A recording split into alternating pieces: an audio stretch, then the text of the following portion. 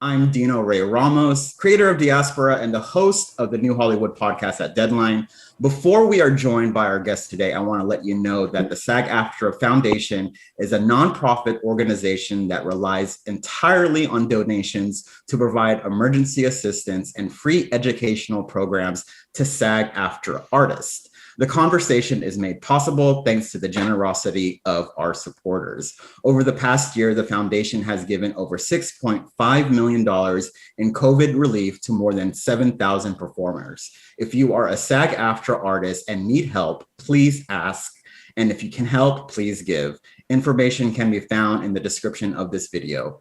Thanks for your support.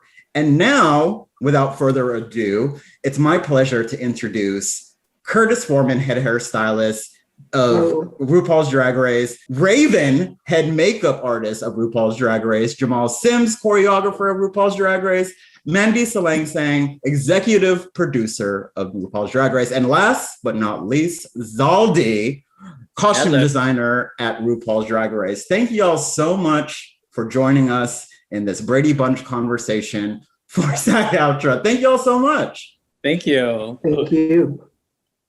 So first off, I want to start with this season 13, lucky 13, right? Was different, obviously, for so many reasons. Of course, there was COVID. You know, this young woman called Rona came and visited us last year. So, but I do want to start off. You know, I want to just start off asking everyone. We could take turns answering. Just how was it filming during COVID? I mean, Drag Race is such a kind of communal, interactive show, and the queens interact with each other. You interact with audience members when you have them in the main stage. There's just so much going on, but it just, like, when it was announced that season 13 was happening, I was all, ooh, how is that going to be? But if we could just go around and just kind of talk about how it was like filming during the pandemic. We could start with Mandy, and then I'll kind of call out everyone else. Hi, thank you, Dino. Well, as you mentioned, it certainly was a spectacular and for us, obviously unprecedented undertaking. But I know for everyone involved, from the creative team to the queens themselves, to RuPaul, and everybody here with us today, and just our extended crew family, it was so important to us and for us to make it happen, to find a way, as drag queens always do, with their resilience and resourcefulness, to figure out how to safely, obviously with everybody's safety, health, and well-being being paramount for us, how to safely get all these passionate, creative, talented souls together to get some of the best television, I think, that we've ever been a part of. And if anything, the undertaking brought a group of people who were already so close, even closer together, as we dove right in and figured out, how to do some things so unprecedented in a safe environment. Yeah, like with Curtis and Raven, how was it like for y'all to, you guys are interacting with so many people? Like, how was that? Like, how did you just navigate this? Were you scared at all, or like anxiety? Like, how was it? I mean, I just can't imagine, because I was just holed up in my apartment for a year. So I was just like, oh, let's see how these people turn out. But like, how was it y'all for working on the show? We stayed in a bubble, me and Raven and Rue and one or two other people. And we didn't break that bubble just to be safe, because everything we didn't know. We were trying out new things, making sure we were safe, and we stayed in close contact with each other and didn't venture out. So we pretty much stayed together and went along with the day, and made sure we were safe and everything was sanitized, and we were being able to be creative and make Rue beautiful. What about you, Raven? Well, the thing is I am, out of everyone that works with Rue, I am the only one who needs to physically touch Rue. I have to put my hands on Ru as to where, a costume can be brought in, hair can be brought in. I actually have to put my hands on Ru, put on the mask. And then last year it was a shield. And if you are working in the makeup department on more than one person, then you have to change out gloves. You have to change out, everything has to be changed out more frequently. And we realized why we were having to do that. And we realized that it was for a bigger picture than just for ourselves. It was for everyone else. So we made it through. We got a very darn good season in Cannes. And I think that everyone here worked together very, very well to make sure everyone stayed out of people's bubbles or areas and just did their job, and we made it happen. Yeah. For Freddy, Jamal, and Zaldy, was it similar to you all? I mean, you guys work in various aspects. We saw Jamal work with the queens, but normally, in a regular season, we would see him kind of be there in their orbit, but you were socially distant, I was scared to death. I ain't gonna lie. I'm not gonna lie. When Mandy called me, I was like, are you serious? I mean, literally, I was excited, but I was like, woo, this is a little soon. And then Mandy was like, no, we're gonna test, we're gonna do it. And I was like, well, how am I gonna, and then Mandy was, you're gonna stay on the floor, you're not gonna be able to go up. And I'm like, okay, but they don't have a mask on. I got a mask on. I just didn't know how this thing worked, right? So I was terrified. I'm not gonna lie.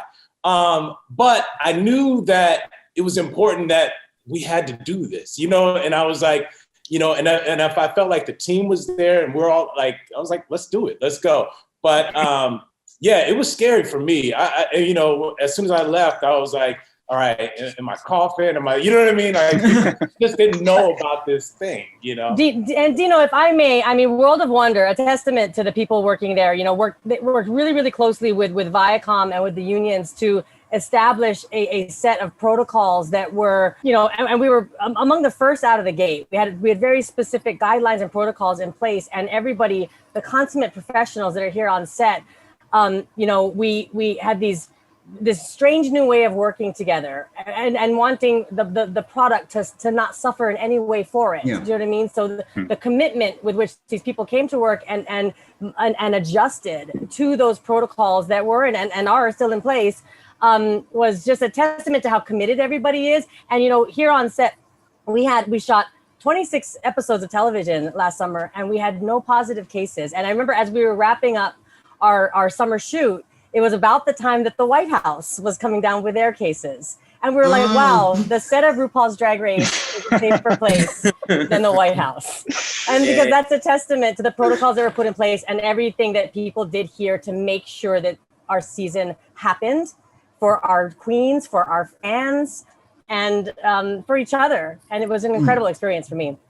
Yeah, I would like, because you kind of said, as a product, you presented this show to everyone. I would argue that it was probably one of the best seasons, and you kind of felt it, in its bones. And because I think there's a lot of times especially now you're watching TV, and there are some shows that incorporate COVID within the storyline, very heavily. And this is a reality competition, and yeah, we know what's going on, but not once was oh my God, this is so sad because it's COVID. It was more of yay, we get to still do this. We get to still see these queens.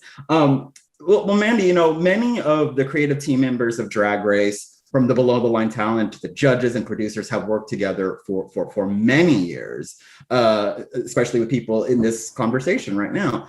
In TV production, what are the benefits to maintaining a close collaboration season after season, and how do you all just keep things fresh and interesting? Because after 13 seasons, y'all be just pulling out this stuff that I'm all, what?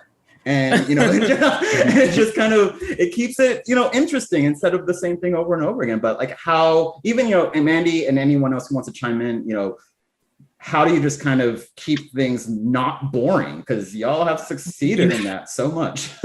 I want to touch on that, but I also wanted to touch on what you were speaking about earlier, how a lot of shows had incorporated COVID into the storyline is this show is as much as it is reality, it's also creating a fantasy. It's also allowing people to come in and be whatever they want to be and showcase it and celebrate it. So we didn't, the thin pieces of glass between the judges and the fact that the workroom was actually 3 times bigger than it normally is was a way to keep you out of watching it and realizing there's a pandemic going on. It was a way to take you out of that. So this whole show is about, it's fantasy, and it's about taking that and making people feel that they're escaping for an hour. And, that's what I think a testament of this show is it is a constant recreation of itself. All of the challenges are the same. If you really dissect it, they're the same, but they're different every single time, to where when you watch it, you don't realize that it's, just the same season year after year, just with different queens and, maybe a little bit better lighting.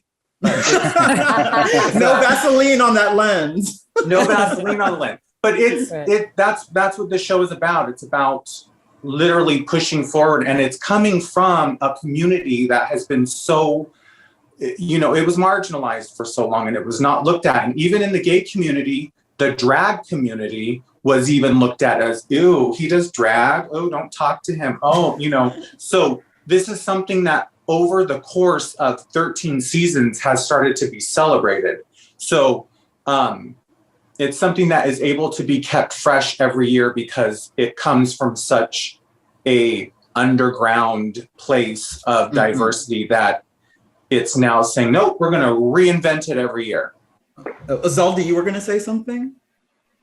I mean, I was just going to say, you have to move along with everybody else. I mean, it's a moving, growing show. The talent is growing, and the awareness of what everybody is into and up to and presenting, everyone is so aware and connected that, you just have to continually keep moving along with it, and hopefully be staying ahead of all the inspiration out there, because, it's like, as it grows, there's more and more people participating and putting things out there.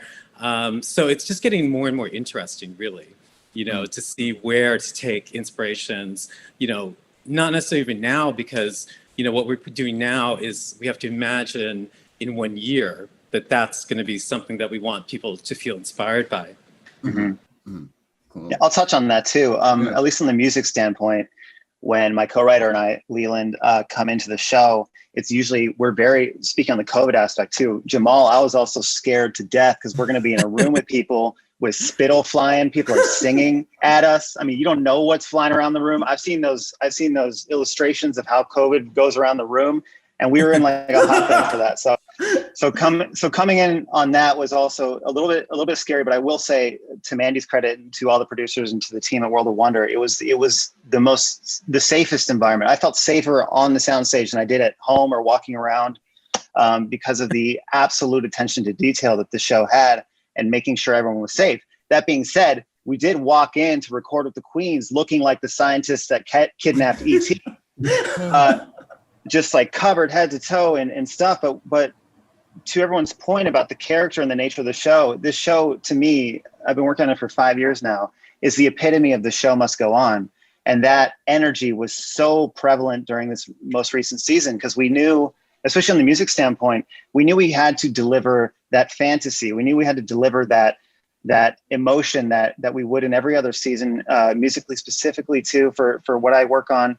And I think it really got encapsulated by what we did with a song called Lucky towards the end. Like everyone felt really unlucky, I think, in the year that we had. So to make something called Lucky was amazing, and to see the response and the choreography and the makeup and just everything come together the way that it did with the circumstances was incredible. And then I will say also, in terms of working together for so long, at this point, and I can speak only for us in the music department, we have such a great time because we work on several iterations of the show now, UK, Down Under, All Stars, regular. It's so amazing to grow with a group of people creatively, because sometimes the turnarounds can be a little quick. I call them like SNL turnaround. So watch out, watch your back, SNL. But like, because we have this like symbiotic mind think, like we're all kind of finishing each other's sentences and all the ideas work and we're all trusting each other's first instincts. I think that is such a priceless way to collaborate with people. And I would prefer that miles over, you know, meeting someone new every season. As much as that's fun, it's just really great to have that, like, remember last season, remember when we did that? Oh, someone can point out that we already did this, blah, blah, blah. And then things just work so quickly and wonderfully. And I will say it's one of the privileges of my life and music career to work with such talented, amazing people who care so much about delivering the product no matter what. So what you got, COVID? Nothing. We did it. Yeah, I think, Dino, to answer your question, and Freddie hits the nail on the head, to have we have many people on our crew who, for whom this is a passion project. You know, it's every summer that we come together and we have the privilege of doing this, of you know, this is Ru's vision, Ru's voice, and being a part of this experience, and being, again, having the privilege to help tell the Queen stories, to showcase their talents, and to work with this group of people who year after year after year return with the same sort of passion for this project is indeed a privilege. And yes, because we come back year after year, we know our history, we know what we've done, we have a shared desire to continue to raise the bar, and you know, and work together to do so year after year. We know what we've done, we know what we're striving to do, and we keep pushing ourselves farther and farther with a great group of people. Well, a lot of y'all just answered a lot of the questions I already had. So all right, you guys came prepared. But I do want to ask Raven, because Raven, you've been a contestant on Drag Race, and now you're a collaborator on the show. So this puts you like in this very interesting position, like a very unique position, because you've been on both sides. How does this insight of being a contestant on the show before and now a collaborator elevate the show? How do you think it elevates the show? You know, it's funny because one of the things that Ru and I love to talk about is what happened the night before. Oh my gosh, did you see what that bitch was wearing? Did you see this? Did you see the way she did this? And and a lot of people would think that it would be snarky or you know, it could be shady, but it's honestly Ru's back here like living for the things that these queens do. And he's like, oh my gosh, did you see that dress? Oh my gosh, did you see this? And he's loving on them and laughs about it and really comes from a place of love. Everything that Ru does comes from a place of love. The bitch is shady, do not get me wrong. It all comes from a place of love. So I competed 11 years ago now, and you know, you don't understand what goes on behind the scenes. You're just standing there seeing, you know, the three walls and thinking, okay, this is it's again like a fantasy world that you're in. But now to be on this side, it's kind of like I'm able to give a little bit of you know, hey, we might want to go easy on her. You don't know what she was going through, because who knows?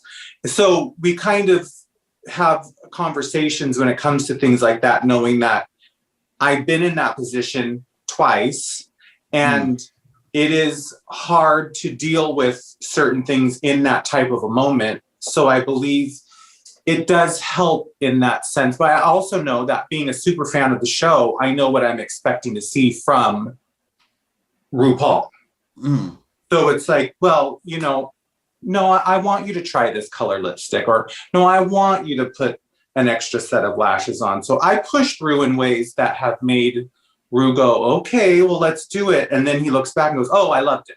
So it's funny to see the things that on both sides. Yeah, I mean, speaking to that, you know, the whole art of drag, I mean, how do you think, I mean, this could go to anyone, but Raven could start with you, and possibly Curtis too, since, you know, you're doing the hair and stuff. But how do you think the show has impacted drag as an art form throughout the US and even around the globe. And what do you think makes this show such a successful incubator for talent, both in front of and behind the camera? Well, I mean, back when RuPaul's Drag Race first started, drag was still something that a lot of queens put on in the club, took off before they left. They hid it. They didn't sell it. It was, not something that they wanted a lot of people to know that they did, whether they be straight or gay. There was a stigma that came along with drag. And I believe that RuPaul's Drag Race has helped push it definitely into the mainstream and show everyone that this is a legitimate talent. It is a talent for someone who has so much going on in their head, their heart, and their soul, saying, well, I don't really want to just wear, as I'm wearing just a black t-shirt and jeans, I don't really want to wear just a black t-shirt and jeans. I want to wear a gown, and I want to wear a wig, and I want to wear high heels, and I want to wear nails, and I want to wear jewelry.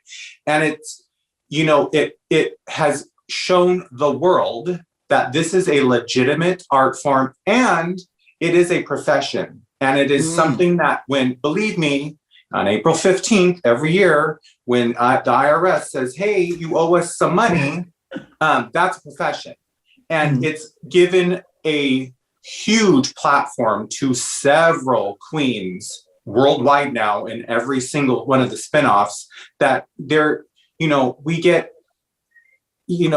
deals with Coca-Cola and Barefoot Wine and Skechers, across the board. It's now become something that people are realizing drag is not some creepy thing that, those weird guys do. It's actually something that's beautiful and fun.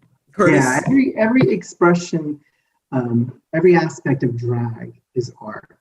And I think it allows people who don't normally have a way of expressing themselves a show that they can come on and show their talents, their makeup skills, their hair skills, their costume skills, their personality.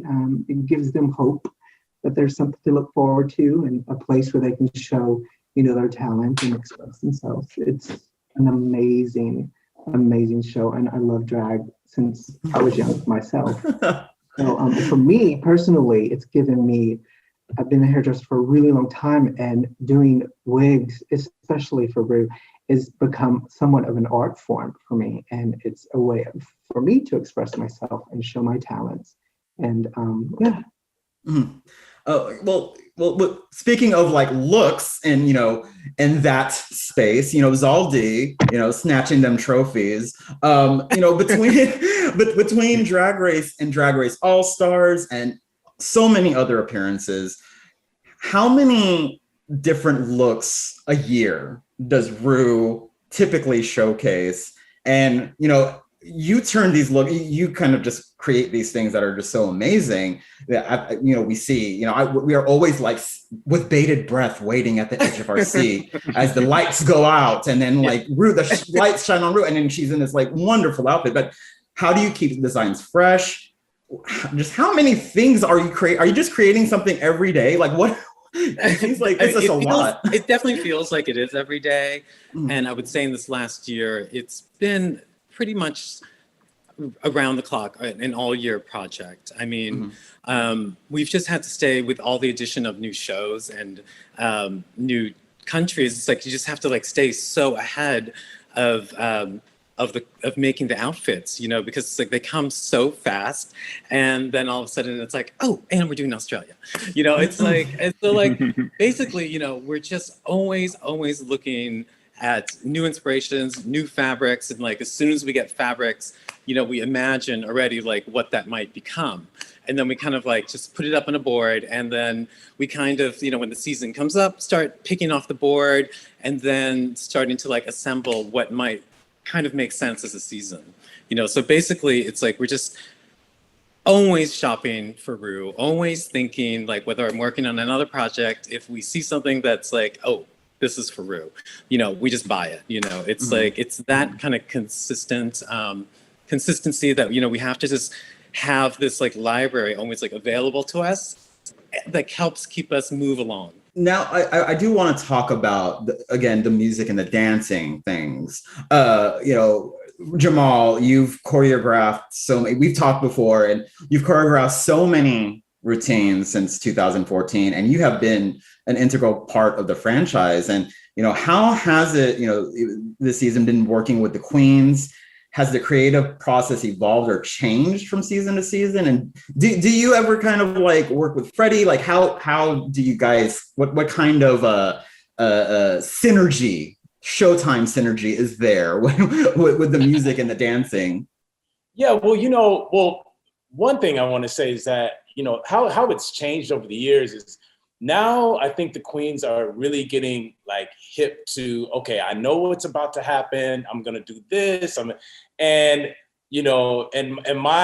my goal is to always challenge them to what they thought was going to happen. It ain't going to happen. And we flip it, and that's a lot of it is due to the music that Freddie and Leland are doing, because like even this season with Lucky, that track was not expected. I think that they were thinking that we were going to do some dance track, and then the track was kind of had this like cool little beat to it, and we did this pinup girl theme, and so and then we had them rapping on top of it, So it was so I think that they just don't know where it's going to come from, and I think that that's what keeps it fresh, and that's what keeps them on their feet. Is the fact that they just don't know what's going to come next. And I think that's what keeps elevating the performances.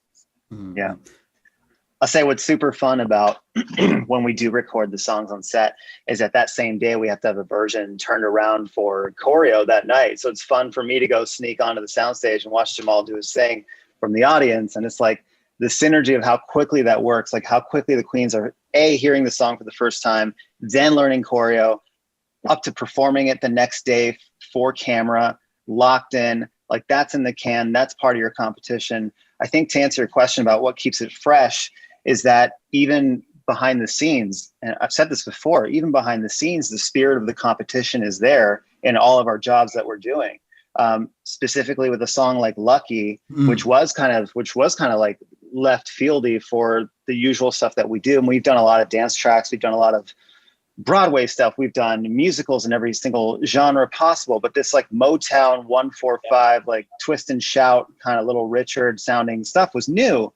That being said, we can plan all we want musically, we can write whatever song we want to write, but that it factor, that magic competition factor is what the queens will bring to the song when we get into the recording with them.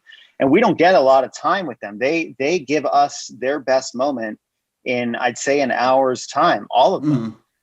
So the variable there is that the competition is coming into my workspace, and to Jamal, I'm sure I can speak for everyone here, that I also have to be, Leland and I have to be on our toes, have to help the queens visualize what they want in a short amount of time.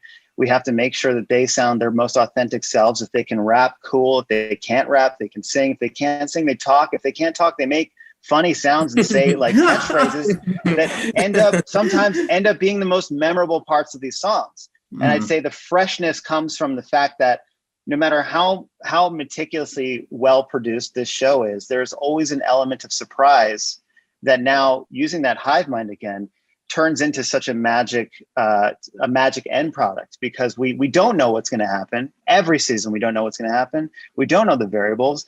We don't even know that we're writing a song that's in a Motown thing until it starts sounding that way. And we're like, oh, that's fun. That's fun that turned out that way. And then, obviously watching the end product with what everyone did with Lucky and all the songs we do for the show. I'd say that's what keeps it fresh. Cause like it is at a point, especially in my experience, it's like watching the show as a fan when I finally see all those elements come together and see it air. So it's a surprise to me, even working on this music for months and months and months to get to that point. It's a surprise what I see hair and makeup do. It's a surprise what I see Jamal do. It's always like very, very nice. So we all, I think, have a surprise element that keeps it fresh and keeps us all engaged to make sure it stays that way. When y'all okay, so when you guys do these challenges, can you automatically, because every season there is always one queen who thinks they're really good, but they're not that great. And then there's there's one queen who can't dance and has no rhythm, and there's one queen who could sing, and one queen who cannot. How do you? I think Freddie kind of mentioned this, but how do you even like try to navigate around the talent that you have, or kind of, because like you said, you only have like a certain amount of time with them, so there's just a lot of stress all around. So when a queen comes out with 2 left feet, or a queen that comes out with a singing voice that sounds like a frog, I don't know, but like, how do you just even begin to kind of, do you cater to them? Do you challenge them? Like, how do you do that balance? Well, for me, this is where the experience part comes in, right? Mm-hmm. Because I've worked with a lot of actors on film sets who have said, "Oh yeah, they can dance," and you get to the studio and they took dance class at 4 years old. You know what I mean? So it's like, oh, okay, yeah, they can't dance. So I think that years of experience of having that being, the thing, I walk into this with I always walk into it with an outline. And, me and Mandy would go back and forth and say, okay, this is what we're going to do. But what happens when I start to teach and I start to say, oh, these are 2 left feet over here? That ain't going to work. Scratch that. It's over here. It's going to be lay on the thing and come back, So I'm remixing as I'm teaching them, and I'm watching them, go down in flames. I'm like, okay, no, we can't do that. So it's kind of like you have to be able to pivot, and if you don't know how to pivot, you're out, and it's like, I'm out. You know what I mean? I feel like I'm being challenged too. So it's kind of what Freddie said. It's like a challenge for me. So yeah, it's definitely a little bit more spontaneous and on the spot. I'll quickly echo the same thing. When it comes to the queens, I think one of the best parts of the show is that it's very the platform is very be yourself. It's very show the world who you are. So when we have someone that can't sing or can't rap or can't anything, instead of trying to direct them to sound like someone they're not, what we've started to do is just be like, be yourself, even if speaking of sounding like a frog, like Crazy Frog was #1 in the UK for 10 years. So there is always something you can do with someone's talent, whether it's apparent in the recording section or not. And I think that always shows in the music, because some of the most iconic and some of the most memorable things that we've worked on have been things that maybe in the room were like, yeah, good, but it ends up being so great, because I think hopefully by now, like I said, we've been doing this for a minute. Hopefully by now, when the queens walk out on stage and see us there, they know that we're there to help them give their best version of their performance and what they can do. And sometimes we get blessed with great singers and great rappers, and sometimes we help people along. But like that element, I think, with what we have to do, because there's no muting someone off of a recording. There's no, hey, we'll turn you down so everyone else can be louder.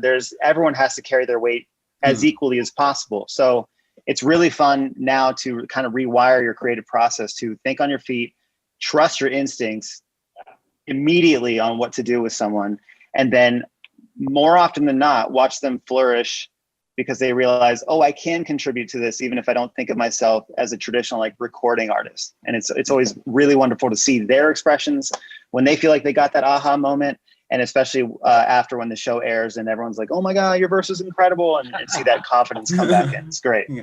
Yeah, I do want to mention that, like, I'm glad you guys mentioned Lucky, just because it was something so different, even like just the staging and everything that RuPaul's Drag Race fans have. I don't think I've seen something like that before in terms of a group performance, and it was so fun. And I dig the whole Motown feel. So kudos on that. I do want to go go to Mandy and talk about Untucked a little bit, because this season of Untucked had a very monumental moment with 2 of the queens, that kind of, harkened back to the hardcore days and when people started yelling at each other.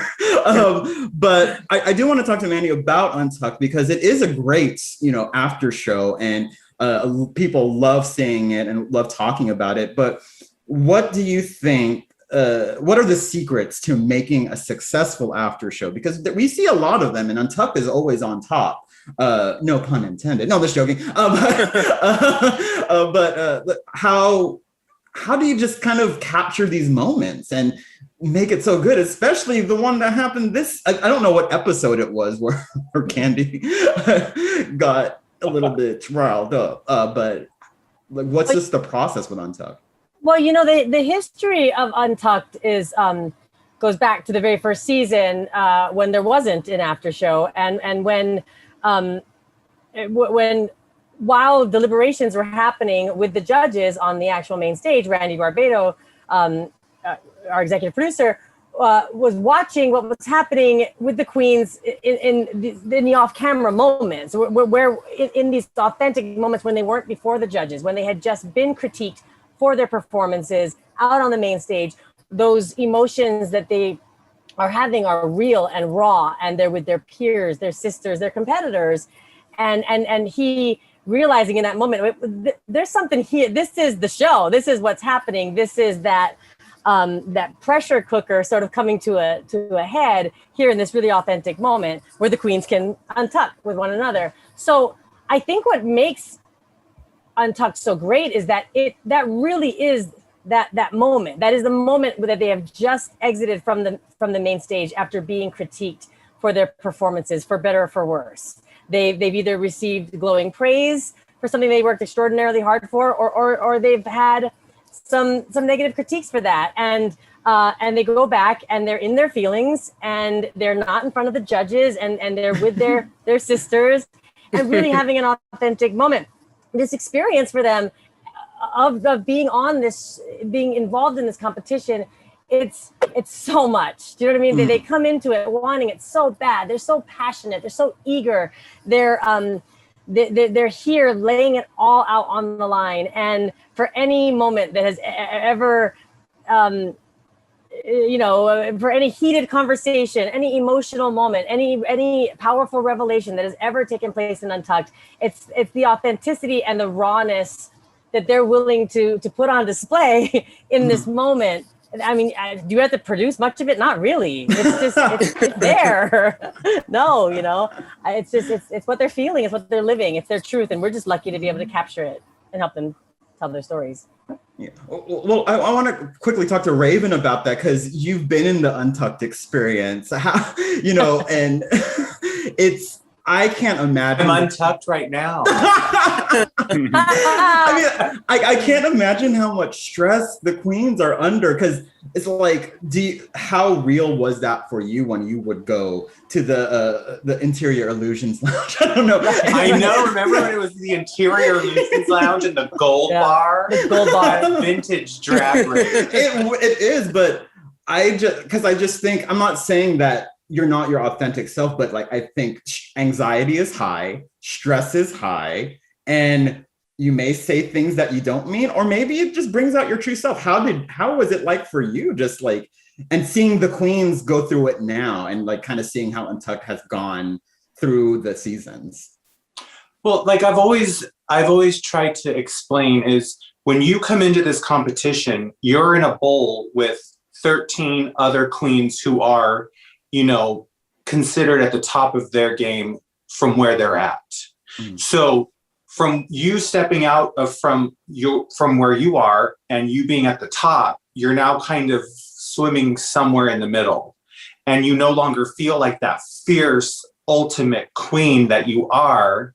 And you may have not gotten a very bad critique, but you got a critique nonetheless. And it makes you feel a little, makes you reflect some on who you are and go, wow, am I doing this right? I messed up. So you will end up getting in your head and in your feelings, and someone may say something that you go, you know what? I don't feel like hearing that right now. And you turn around and just let them have it. Or you may be also looking at it like, I had things that I said that I'm not very fond of that I looked back on and I thought, I was saying them because I'm like, why is this one getting so much love and so much praise and I'm not getting any? Or why was this overlooked and the other, the other queen is getting praised for it? So a lot of things play into that when you go in to Untucked after standing up there for sometimes, back when we filmed my season, we had to run the air conditioning, pump it, and then the second we started rolling, we had to turn it off. So it was very hot in there. You're in corsetry, you're standing on high-heeled shoes, you're wearing all this stuff. So it all starts to take its toll on you to where you just kind of let go and you let it out. Yeah. And I think that for people to watch Untucked and not get from it what it is and try and look for more of a sinister meaning, it takes out of it what it is. It's drag queens competing for $100,000. And anyone who is competing for something like that would get in an emotional state at a time of knowing, well, I might be lip syncing for my life tonight after standing up on my heels for a couple of hours and thinking that I was the fiercest in Snatch Game, and come to find out my whoever I did was not that great. Well, and like we really love to see it, so thank you. We love to see the drama. So I guess kind of your struggle is our joy, and it's weird.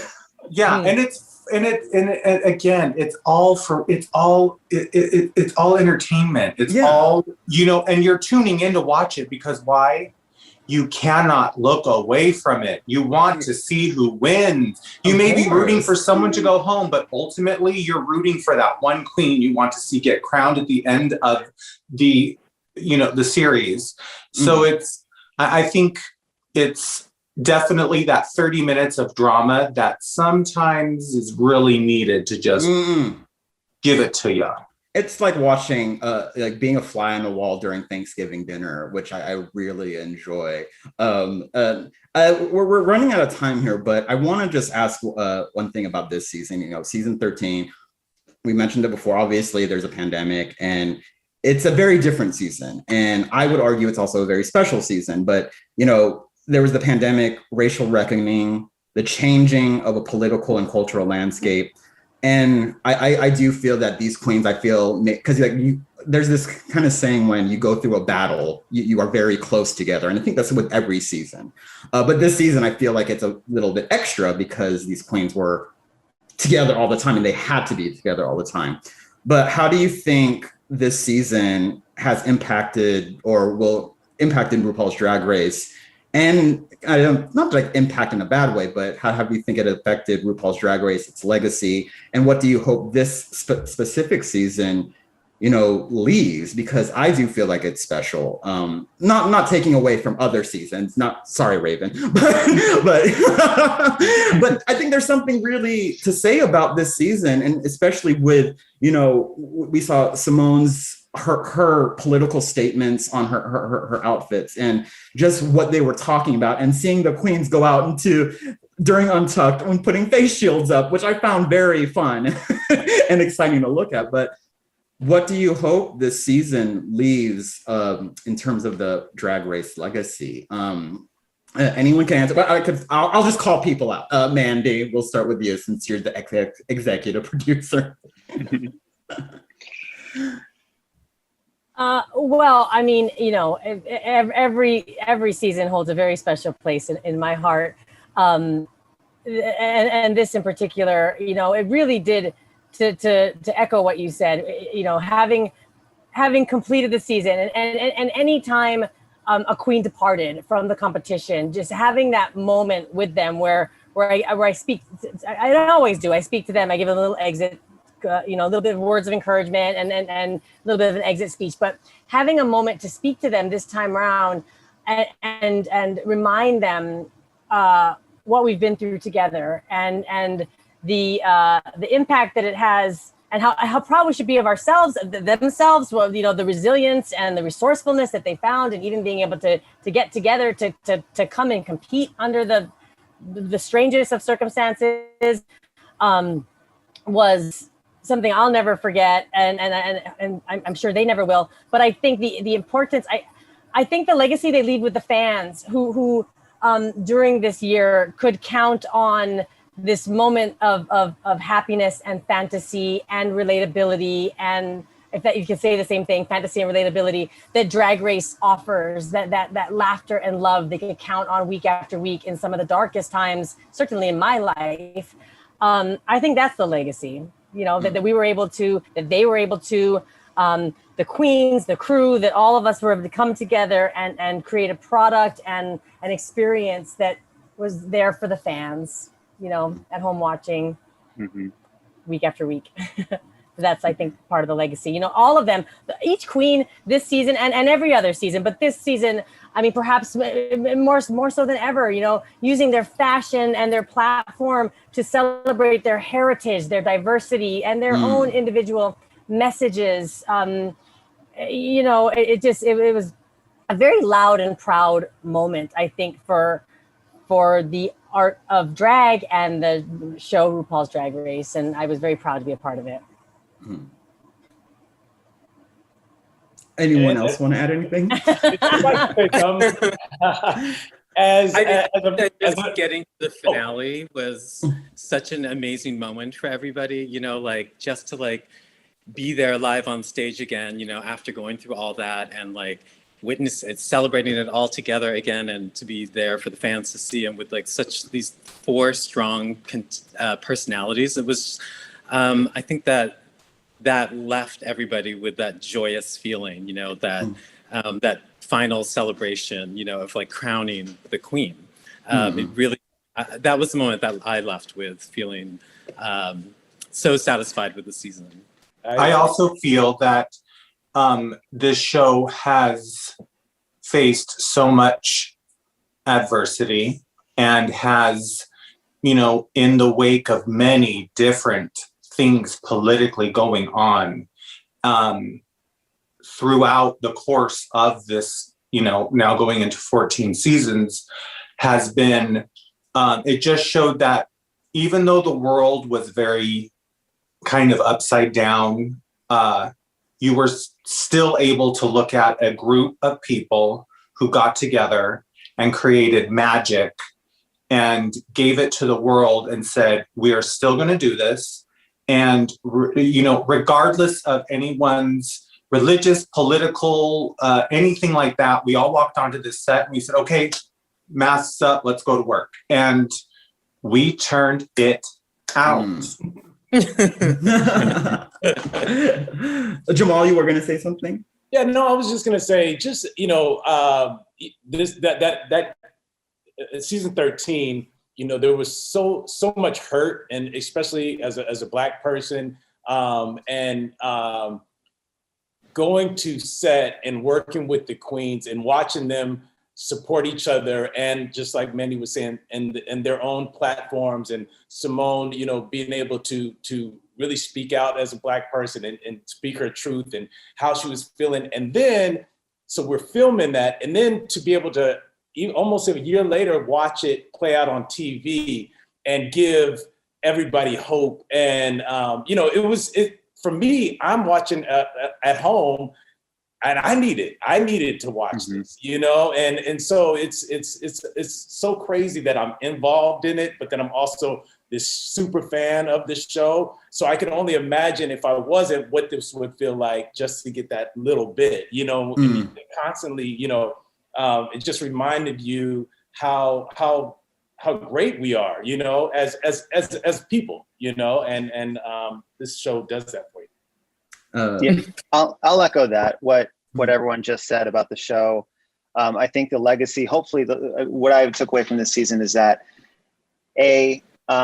everyone was really able to express themselves, be themselves, and put their thoughts out on a platform that millions of people would see, and the show only supported it. And I think, especially in the music side of things, and things that we're working on, it's really nice to see that the times can influence even what we're doing, and that people are allowed to and encouraged to speak their truth through a medium, even if it's just a fun pop song or something. There's always a little message of, hey, I came from odds and I beat them. Hey, I'm here. Hey, I'm here to stay. now you got to watch me dance. You know, so it's like, it's wonderful. And I also want to echo, like, for this season in particular, and everything we made during lockdown, I hope that in a year where everyone kind of felt they were drowning with all the stress and the politics of it all, and the election and COVID and everything else, I hope this show and this season, in the way that it didn't miss a beat, was like a nice rainbow colored, beautiful life raft floating down that river that we could all grab onto and say, you know what, it's gonna be all right. Help is on the way. Humanity goes on. The art moves forward. We all may be losing our minds, but at least we're not losing our expression. And I think it was just like this show in every year does that incredibly. But I think especially whenever, as a fan as well, watching in lockdown, just, it was like a giant hypodermic needle of, in fact, injection of joy, a vaccine against sadness, if you will. That the show provided for me working on it, like Jamal said, and then I can't imagine being a fan that it doesn't work on it. Just like, you know, in a year of dreariness, it just provided some sunshine. I'm really proud of that. And Curtis, if you want to close us out, make it good. I think that, you know, I hope it shows that as a community, anything is possible when you work together and you love each other and you take care of each other, and anything can be successful, and anything, you can conquer anything when you work together. So. And I just want to say, I am a fan of the show, and like, I think what everyone was saying here is that even at the top of the pandemic, I forgot what, like, there was like a season after season after, there was never a drought of Drag Race, and that that personally helped me. Like, I watched Drag Race, Top Chef, and anything Marvel, and that's it. I was just like, I even rewatched past seasons because it really brought me joy. And I think there's the talent in this room, or this, whatever, what is this, Zoom call, and just the talent we see on the screen are like incredible. And y'all are like a Voltron of drag, a rainbow Voltron of drag, and you guys create such amazing things and help us get through trash moments of our life, which this past year really was. So thank you all so much for joining us. We also have RuPaul's Drag Race All-Stars coming back on Paramount Plus, y'all. Paramount Plus. Get Paramount Plus. It has like nearly all seasons of Drag Race, and you know, you could watch those on repeat. RuPaul's Drag Race All-Star premieres on Paramount Plus on June 24th with 2 back-to-back episodes. I personally am excited. I have a fantasy league that I have for every season, so I'm excited. Mandy, Freddy, Raven, Jamal, Curtis, Zaldy, thank you all so much for everything you do and for chatting with us today. My pleasure. Thank you. Thank you. Thank you all. Absolutely. Thank you.